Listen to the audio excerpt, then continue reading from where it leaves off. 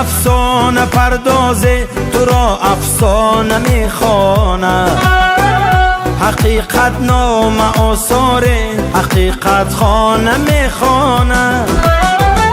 یکی در کوه ساری شاد ماند قصر میبیند.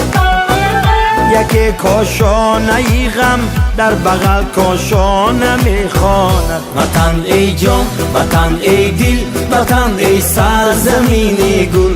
بهشتی ما بهشتی ما بهشتی ما بهشتی ما.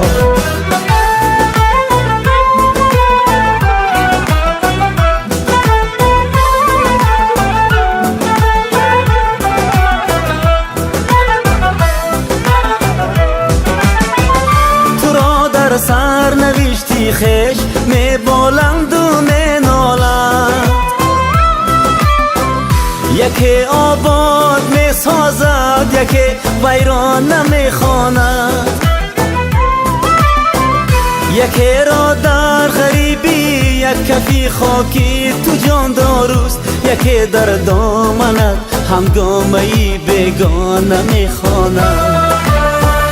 وطن ای جان وطن ای دل وطن ای سرزمین گل. بهشتی ما بهشتی ما بهشتی ما بهشتی ما.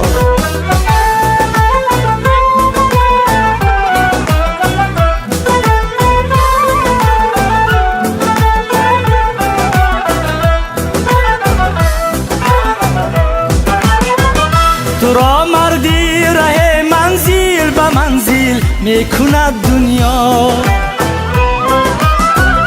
هوس پیمانه یک گردشی پیمانه میخواند. حبیب می سرایت شاه بیتی شاه راحت را. حدیث تن چشم حسرتی گرگانه میخواند.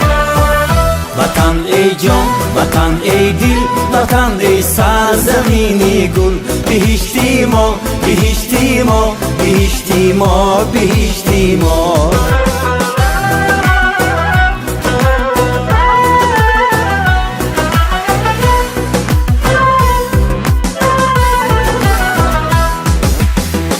محل باز ذکری نظر صد پارت خانه. جهان سازه ز هستی گوهری یک دانه میخواند. تو اما با همه یک مادر هستی یک وطن هستی که هرچی آید از فرزندها شکرانه میخواند. وطن ای جان وطن ای دل وطن ای سرزمین گل. بهشتی ما بهشتی ما بهشتی ما بهشتی ما بهشتی ما بهشتی ما بهشتی ما بهشتی ما.